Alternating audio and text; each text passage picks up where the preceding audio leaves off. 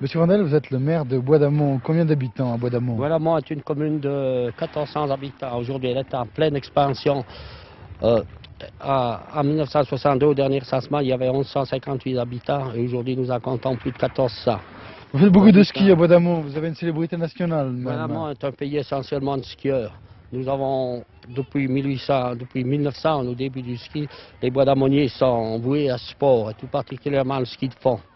Depuis 20 ans, ils sont plutôt dirigés sur les disciplines alpines. Nous avons eu des grands champions comme Désiré Lacroix, qui a remporté la semaine internationale de ski, Jules Liardon, qui a été membre d'équipe de France de ski, et nous avons notre grand champion populaire, Léo Lacroix.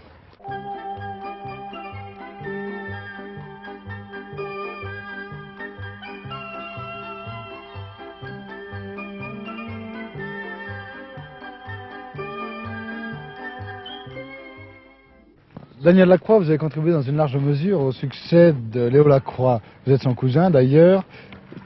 Vous faites des skis. Quel genre de ski?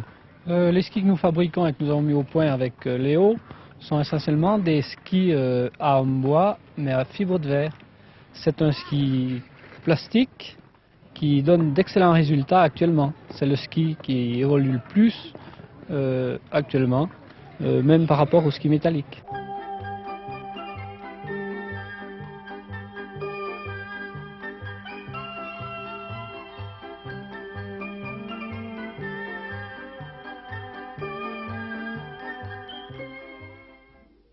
Vous êtes le président du syndicat d'initiative de Bois d'Amont. C'est exact. Quel est l'équipement hôtelier dont bénéficie Bois d'Amont actuellement? L'équipement hôtelier de Bois d'Amont est très modeste.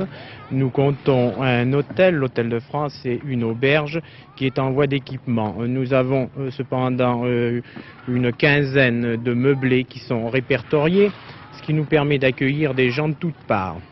Bois d'Amont, petit village jurassien, situé sur le plateau des Rousses, entre le Noirmont et le Rizou, voit passer bon an mal an à peu près 450 000 touristes. Nous avons une vocation touristique certaine. Est-ce que la proximité des Rousses ne vous est pas défavorable? La proximité des Rousses ne nous est pas défavorable. D'ailleurs, nous collaborons et nous devons collaborer avec les Rousses.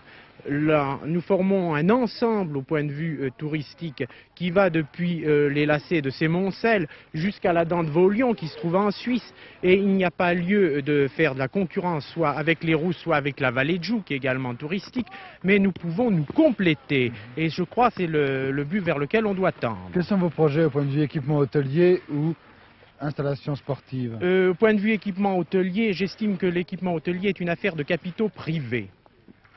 Dans ce domaine, il faut donc attendre des initiatives. Un projet a vu le jour il y a quelques années, mais je crois qu'il est en sommeil. Il s'agissait d'un hôtel qui devait se créer ici, donc, au Combette. Comme il s'agit de capitaux privés, il est assez difficile d'en dire plus.